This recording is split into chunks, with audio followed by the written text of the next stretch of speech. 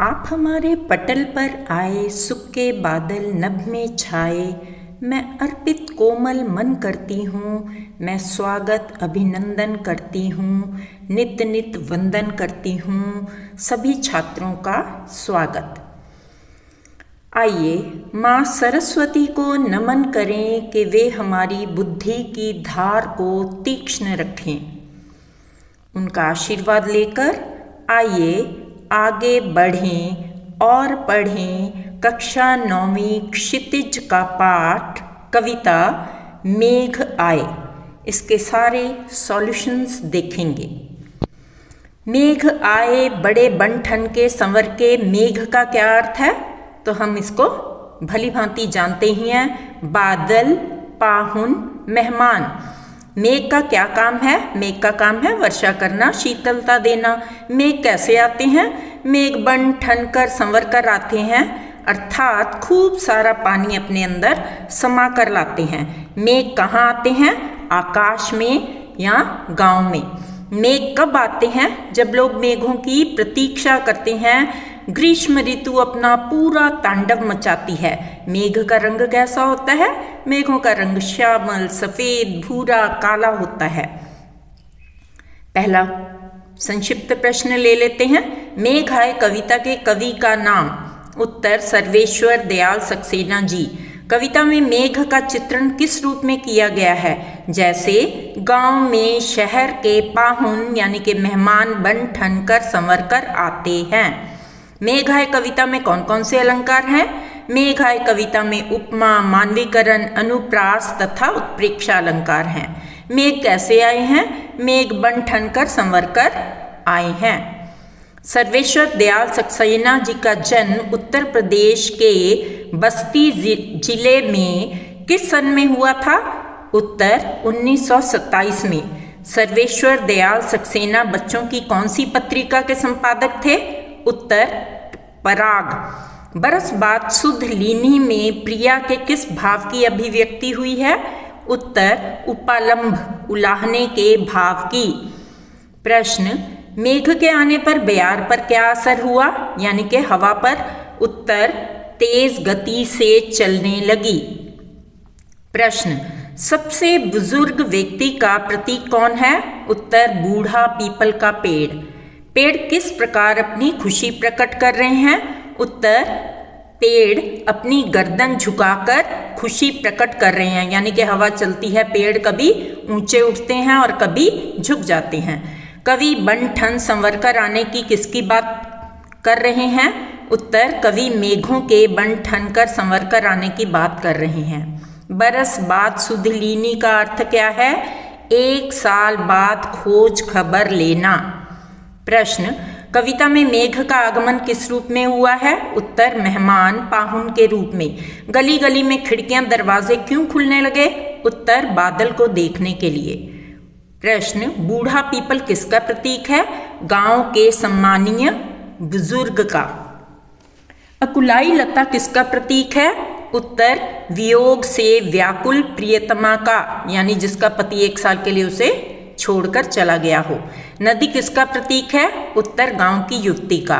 ताल किसका प्रतीक है? घर के सदस्य का, पानी के भरे कटोरे का। ताल पानी परात भरकर क्यों लाया? जिससे मेहमान का स्वागत किया जा सके और उसके पांव पखारे जा सकें। बयार किसका पर्याय है? उत्तर हवा। कौन सा पर्याय दामिनी का नहीं है? यानी कि चपला, तड़ित, सौदामिनी तीनों दामिनी के पर्याय हैं। यहाँ यामिनी रात जो है वह पर्याय नहीं है। अश्रु का तद्भव कौन सा शब्द है?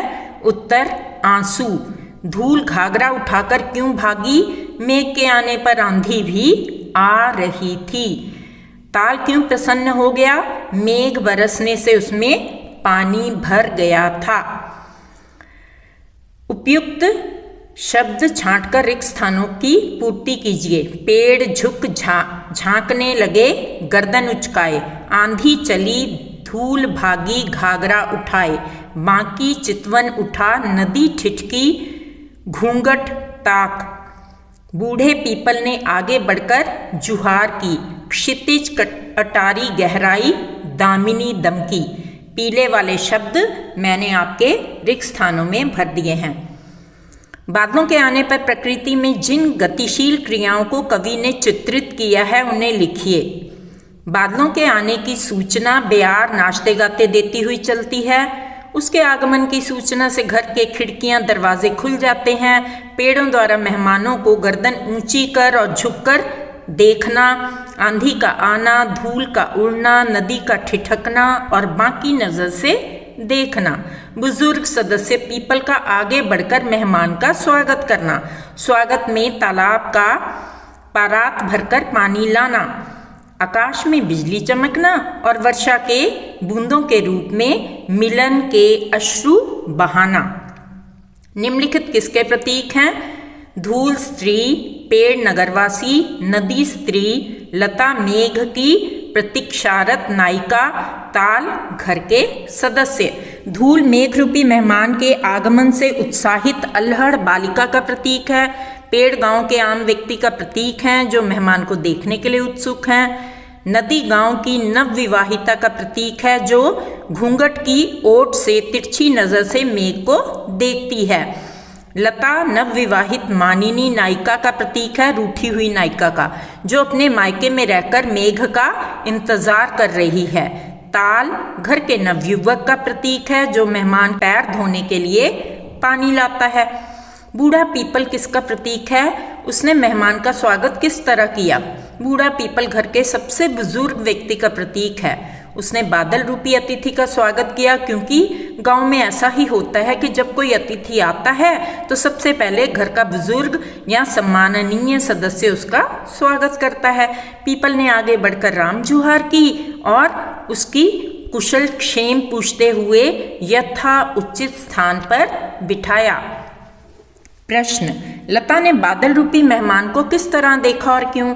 लता ने बादल रूपी मेहमान को किवाड़ की ओट से देखा, किवाड़ यानी कि डोर, क्योंकि एक तो वह बादल को देखने के लिए व्याकुल हो रही थी, दूसरी ओर वह बादलों को देरी से आने के कारण रूठी हुई थी। भाव स्पष्ट कीजिए। क्षमा करो, गांठ खुल गई अब भरम की। उत्तर: भाव: नायिका को यह भरम था कि उसके प्रिय अर्थात मेघ नहीं आएंगे, परंतु बादल रूपी नायक के आने से उसकी सारी शंकाएं मिट जाती हैं और वह क्षमा याचना करने लगती है। ग्रामीण संस्कृति में बादलों का बहुत महत्व है। वहाँ कृषि कार्य बादलों पर निर्भर करता है, इसलिए बादलों की प्रतीक्षा की जाती है। इस बार जब साल भर बीत जाने पर भी बादल नहीं आए तो लोगों को भ्रम हो गया कि इस साल अब बादल नहीं आएंगे, पर बादलों के आ जाने से उनके इस भ्रम की गांठ खुल गई। बाकी चितवन उठा, नदी ठिठकी, घूंघट सरके। उत्तर: भाव: मेघ के आने का प्रभाव सभी पर पड़ा। नदी ठिठक कर जब ऊपर देखने की चेष्टा करती है, कोशिश करती है, तो उसका घूंघट सरक जाता है और वह तिरछी नजर से आए हुए आगंतुक यानी कि मेघ को देखने लगती है। यहाँ पर काव्यांश में अनुप्रास अलंकार है, उसके दो उदाहरण दिए हैं। बरस बाद सुधि लीनी, ब वर्ण बार बार आया है। हर साया ताल लाया, पानी परात भर के, प वर्ण की आवृत्ति हुई है। मेघ रूपी मेहमान के आने से वातावरण में क्या परिवर्तन हुए? मेघ के आने से ब्यार चलने लगी, पेड़ झुकने लगे, आंधी और धूल चलने लगी, नदी बांकी होकर बहने लगी, बूढ़े पीपल झुकने लगे, लताएं पेड़ की ओट में छिपने लगी, तालाब जल से भर उठे, आकाश में मेघ छा गए, अंत में मूसलाधार वर्षा हुई। मेहमान यानी के दामाद के आने पर गांव की कन्याएं और युवतियां प्रसन्न हो उठीं। लोग अपने खिड़की दरवाजे खोलकर उन्हें निहारने लगे। आते जाते लोग उन्हें गर्दन उचकाकर देखने लगे। नवयुवतियों ने घूंघट सरकाकर उन्हें निहारा। बूढ़ी स्त्रियां विनम्रतापूर्वक उनका स्वागत करने लगी। अतिथि की प्रिया मान करने लगी। फिर अचानक वह क्षमा मांगने लगी। दोनों की आंखों से प्रेमाश्रु बह चले। प्रश्न: मेघों के लिए बन ठन के संवर के आने की बात क्यों कही गई है? उत्तर: मेघों के लिए बन ठन के संवर के आने की बात कवि ने मेघों में सजीवता लाने के लिए की है। जब हम किसी के घर बहुत दिनों बाद जाते हैं तो बन संवर कर जाते हैं। ठीक उसी प्रकार मेघ भी बहुत दिनों बाद आए हैं, क्योंकि उन्हें बनने संवरने में देर हो गई थी, क्योंकि वर्षा के बादल काले भूरे रंग के होते हैं, नीले आकाश में इनका रंग मनोहारी लगता है। प्रश्न 7, कविता में आए मानवीकरण तथा रूपक अलंकार के उदाहरण खोजकर लिखिए। उत्तर, मेघ आए बड़े बन ठन के संवर के, मेघ का दामाद के रूप में मानवीकरण हुआ है। नाचती गाती बेयार चली, बेयार का स्त्री के रूप में मानवीकरण हुआ है। पेड़ झुक झांकने लगे, पेड़ों का नगरवासी के रूप में मानवीकरण हुआ है। धूल भागी घाघरा उठाए, धूल का स्त्री के रूप में मानवीकरण हुआ है। बाकी चितवन उठा नदी ठिठकी, नदी का गांव की युवती के रूप में। बूढ़े पीपल ने जुहार की, पीपल के पुराने वृक्ष का गांव के सबसे बुजुर्ग आदमी के रूप में। बोली अकुलाई लता, लता स्त्री का प्रतीक है। हर्षाया ताल लाया, पानी परात भर के, ताल घर के सदस्य का प्रतीक है।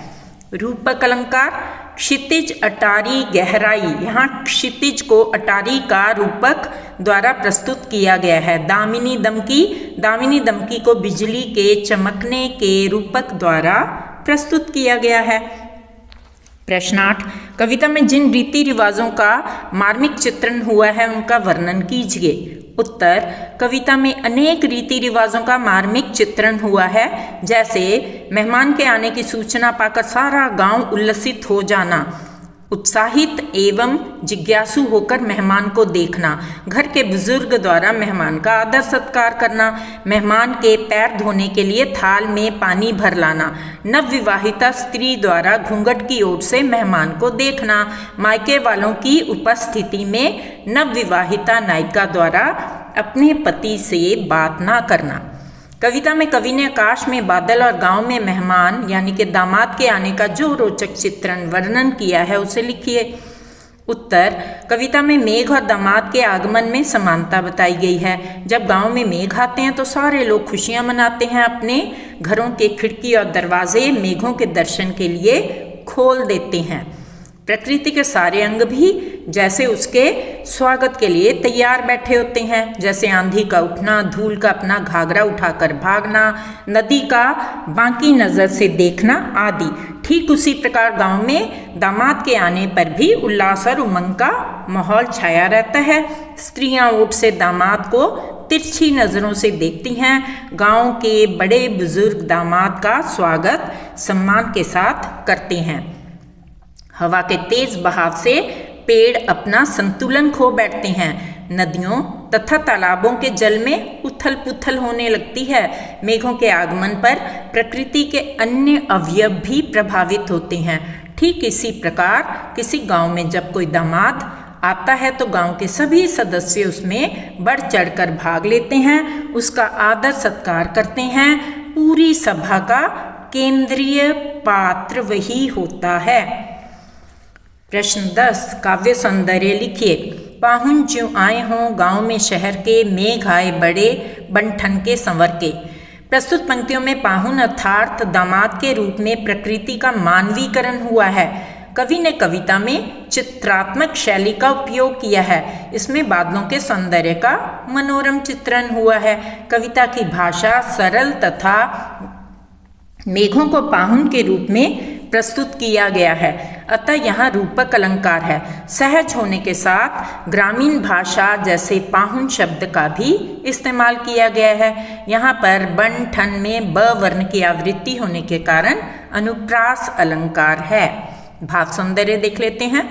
इन पंक्तियों में शहर में रहने वाले दामाद का गांव में सज धज संवर कर आने का सुंदर चित्रण है। शिल्प सौंदर्य, पाहुन जो आए हों गांव में शहर में उत्प्रेक्षा अलंकार, बड़े बन-ठन के में अनुप्रास, मेघ आए बड़े बन-ठन के संवर के में मानवीकरण अलंकार। भाषा साहित्यिक खड़ी बोली है, रचना तुकांत युक्त है, दृश्य बिंब साकार हो उठा है, यानी कि हमारी आंखों के सामने जैसे कोई फिल्म चलती है, इस प्रकार का यहाँ पर वर्णन है। माधुर्य गुण है।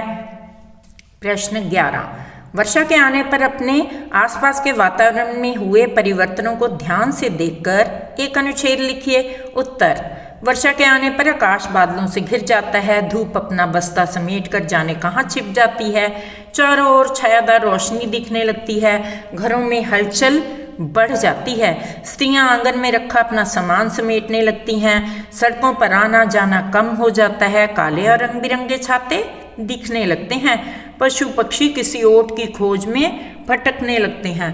वर्षा के आने पर वातावरण में ठंड बढ़ जाती है, पेड़ पौधे ताज़ा दिखाई देने लगते हैं, गड्ढों में पानी भर जाता है, सड़कें चमकने लगती हैं, बच्चों का झुंड बारिश का मज़ा लेते हुए दिखाई देने लगता है। सड़कों पर पानी जमा होने के कारण चलने में असुविधा भी होती है और यातायात संबंधी दिक्कतें भी होती हैं। वातावरण में गर्मी की समाप्ति होने से लोगों को राहत मिलती है। इस प्रकार वर्षा काल मनमोहक हो उठता है। कवि ने पीपल को ही बड़ा बुजुर्ग क्यों कहा, बताइए, पता लगाइए। पीपल का पेड़ आकार में विशाल, हरा भरा, छायादार होने के साथ ही शुभ माना जाता है। पूजा पाठ और हर मांगलिक कार्य में इसका पूजन किया जाता है, इसलिए कवि ने पीपल को ही बड़ा बुजुर्ग कहा।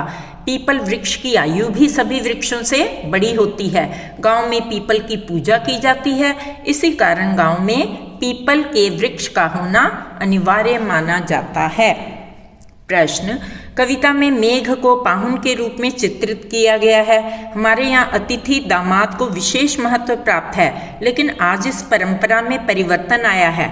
आपको इसके क्या क्या कारण नजर आते हैं, लिखिए। पहले गांव में अपने अपने दायरों में सीमित होते थे। गांव वासियों को बाहरी संपर्क बहुत कम होता था, अतः यदा कदा आने वाले अतिथि का स्वागत भी बड़े मान सम्मान उल्लास से होता था। गांव वासियों के पास अब आप भगत के लिए समय और भाव भी होता था। आज परिस्थितियां तेजी से बदल रही हैं, मनुष्य के बाहरी संपर्क और कार्य बढ़ रहे हैं, हर मनुष्य अधिक से अधिक व्यस्त होता जा रहा है, उसका समय व्यक्तिगत स्वार्थ पूरा करने में ही लग जाता है। यही कारण है आज अतिथि सत्कार की परंपरा का निरंतर ह्रास हो रहा है, यानी कि कम होती जा रही है। भाषा अध्ययन, कविता में आए हुए मुहावरों को छांटकर अपने वाक्यों में प्रयुक्त कीजिए। ये छात्र अपने आप भी कर सकते हैं। उत्तर, कविता में आए मुहावरे और उनका वाक्य प्रयोग। बन ठन कर आना, शादी में सारे लोग बन ठन कर आए थे। गर्दन उचकाना, जादूगर का खेल देखने के लिए बच्चे बार बार गर्दन उचका रहे थे। सुधि लेना, मेघों ने बरस बाद प्यासी धरती की सुधि ली है। गांठ खुलना, गांठ खुलते ही दोनों के दिल का मैल धुल गया। बांध टूटना, जलेबियां देखकर बच्चे के धैर्य का बांध टूट गया। प्रश्न 15, कविता में प्रयुक्त आंचलिक शब्दों की सूची बनाइए। उत्तर, आंचलिक शब्दों की सूची। बंठन, पाहुन, घाघरा, घूंघट, जुहार, ओट, किवार, परात, अटारी, भरम। प्रश्न 16, मेघ आए कविता की भाषा सरल और सहज है, उदाहरण देकर स्पष्ट कीजिए। उत्तर, मेघ आए कविता की भाषा सरल, सहज और आडंबरहीन है। कविता में आम बोलचाल की भाषा के शब्दों के अलावा आंचलिक शब्दों का भी प्रयोग हुआ है। इसमें कवि ने अपनी बात को अत्यंत सीधे सादे सरल शब्दों में कह दिया है।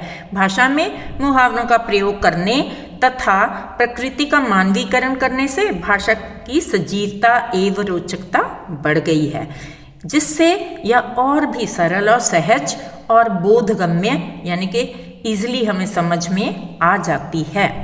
पाठ्येतर सक्रियता।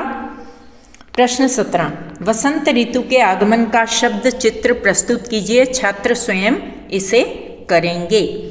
प्रश्न 18, प्रस्तुत अपठित कविता के आधार पर दिए गए प्रश्नों के उत्तर दीजिए। धिन धिन धा धमक धमक मेघ बजे पंख बना हरि चंदन। दामिनी यह गई दमक मेघ बजे हल्का है अभिनंदन। दादुर का कंठ खुला मेघ बजे धिन धिन धा धरती का हृदय खुला। हल्का है अभिनंदन में किसके अभिनंदन की बात हो रही है और क्यों? उत्तर, हल का है अभिनंदन में किसान और उसके हल के अभिनंदन की बात हो रही है, क्योंकि वर्षा ऋतु आने पर बादलों के बरसने पर कृषि का काम शुरू हो जाता है। यह काम हल द्वारा ही किया जाता है। प्रस्तुत कविता के आधार पर बताइए कि मेघों के आने पर प्रकृति में क्या क्या परिवर्तन हुए। पंख बना हरिचंदन से क्या आशय है। उत्तर, मेघों के आने पर आकाश में गर्जना होने लगी, बिजली चमकने लगी, मेंढक बोलने लगे, धरती धुली धुली सी नजर आने लगी और कीचड़ नजर आने लगा। वर्षा होने से धरती पर कीचड़ हो गया, पर यह कीचड़ त्याज्य नहीं बल्कि ग्राह्य है। इसमें जीवन की आशा छिपी है। यह माथे पर लगाने के योग्य होने के कारण हरी चंदन के लेप सा प्रतीत होता है, यानी कीचड़ में अनाज पैदा होता है। धिन धिन धा धमक धमक मेघ भजे।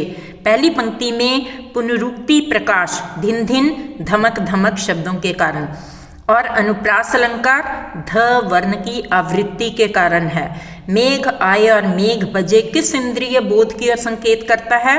उत्तर, मेघ आए में दृश्य बिंब होने से आंख नामक इंद्रिय बोध की ओर तथा मेघ बजे में श्रव्य बिंब होने के कारण कान नामक इंद्रिय बोध की ओर संकेत करता है, यानी कि एक हमारी आंखों के सामने मानो दिखाई देने लगता है और एक हमें आवाज सुनाई देने लगती है। प्रश्न 19, छात्र अपने शिक्षक और पुस्तकालय की सहायता से केदारनाथ सिंह की बादल ओ, सुमित्रा नंदन पंत की बादल और निराला की बादल राग कविताओं को खोजकर स्वयं पढ़ें। अन्य पाठ्येतर हल प्रश्न। मेघ आए कविता में बादलों को किसके समान बताया गया है। मेघ आए कविता में बादलों को शहर से आने वाले दामाद के समान बताया गया है, क्योंकि बादल गांव में उसी तरह सज धज कर आ रहे हैं जैसे शहरी दामाद सज धज कर आता है, या इन बादलों का इंतजार भी दामाद की तरह किया जाता है। प्रश्न 2, लता रूपी नायिका ने मेहमान से अपना रोष किस तरह प्रकट किया। बरस बाद सुधलीनी किवाड़ की ओट लिए लता ने ऐसा क्यों कहा। उत्तर, नवविवाहिता लता रूपी नायिका अपने पति का इंतजार कर रही थी, पर उसका पति 1 साल बाद लौटा तो लता उससे रोष प्रकट करती हुई प्यार भरा उलाहना दे रही है, तुमने तो पूरे साल भर बाद सुध ली है, अर्थात वह पहले क्यों नहीं आ गए। प्रश्न 3, ताल पानी की परात क्यों लेकर आया। ताल किसका प्रतीक है। वह परात पानी भरकर लाते हुए किस भारतीय परंपरा का निर्वाह कर रहा है। उत्तर, ताल घर के किसी उत्साही नवयुवक का प्रतीक है। मेघ रूपी मेहमान के आने पर वह परात में पानी भरकर लाता है। गांव में परंपरा है कि जब पाहुना यानी कि मेहमान आता है तो उसके पैर धोकर उसका स्वागत किया जाता है। ऐसा करके वह घर में आए मेहमान के पांव धोने की भारतीय संस्कृति की परंपरा का निर्वाह कर रहा है। आपने सुदामा चरित में भी देखा होगा कि कैसे श्री कृष्ण सुदामा के पांव पखारने के लिए परात मंगवाते हैं। प्रश्न 4, बांध टूटा झरझर मिलन के अश्रु ढरके के आधार पर बताइए कि ऐसा कब हुआ और क्यों। उत्तर, बांध टूटा आया मेघ रूपी मेहमान अपनी लता रूपी नवविवाहिता पत्नी से मिला। पहले तो लता ने अपना रोष प्रकट किया और फिर उसका धैर्य टूटा। इससे उनकी आंखों से आंसू बहने लगे। प्रश्न 5, प्राकृतिक रूप से किस भ्रम की गांठ खुलने की बात कही गई है। मेघ आए कविता के आधार पर लिखिए। उत्तर, ग्रामीण संस्कृति में बादलों का बहुत महत्व है। वहाँ कृषि कार्य बादलों पर निर्भर करता है। खेती तो बादलों पर निर्भर करने वाला जुआ है, इसलिए बादलों की प्रतीक्षा की जाती है। इस बार जब साल बीत जाने पर भी बादल नहीं आए तो लोगों का मन में यह भ्रम हो गया कि इस साल बादल नहीं आएंगे, पर बादलों के आने पर उनके इस भ्रम की गांठ खुल गई। मेघ आए कविता में 1 साल बाद अपने पति मेघ को देखकर नवविवाहिता नायिका की क्या दशा हुई। उत्तर, मेघ आए कविता में 1 साल बाद अपने पति मेघ को देखकर नवविवाहिता नायिका का मान जाग उठा। उसने 1 साल बाद सुध लेने के लिए मेघ से शिकायत की, पर मेघ के आने पर उसके मन का भ्रम टूट गया और छूट गया और उसकी आंखों से आंसू बहने लगे। प्रश्न 6, मेघाय कविता में किस संस्कृति का वर्णन किया गया है? सो उदाहरण लिखिए। मेघाय कविता में ग्रामीण संस्कृति का वर्णन है।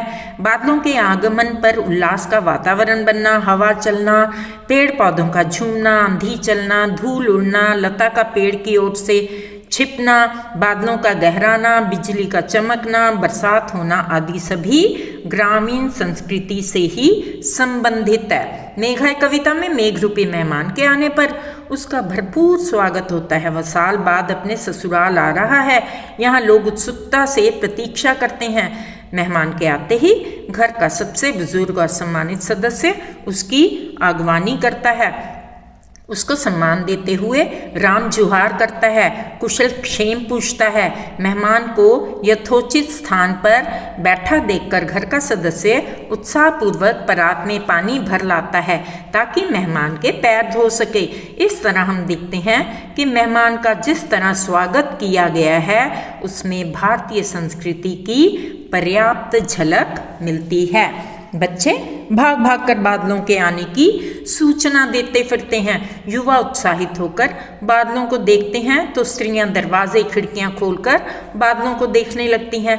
बादलों के बरसने पर सर्वत्र उत्साह का वातावरण छा जाता है। कविता में मेघ रूपी मेहमान के आने पर कौन क्या कर रहे हैं? हवा मेघ के आने की सूचना देने का काम, पेड़ों द्वारा मेघ को देखने का कार्य, बूढ़ा पीपल मेघ का स्वागत एवं अभिनंदन करने, ताल द्वारा परात में पानी भर कर लाने का काम, लता द्वारा उलाहना देने और उससे मिलने का काम। मेघाय कविता में नदी किसका प्रतीक है? वह घूंघट सरकाकर किसे देख रही है? नदी गांव की उस विवाहिता स्त्री का प्रतीक है जो अभी भी पर्दा करती है। वह किसी अजनबी या रिश्तेदार के सामने घूंघट करती है। वह गांव आ रहे बादल रूपी मेहमान को घूंघट सरकाकर देख रही है। प्रस्तुति द्वारा Savita Khosla. If you like our content, Back to School Mrs. Savita Khosla channel, like and subscribe. Do share with your friends. I will really appreciate. Thank you very much for watching the video.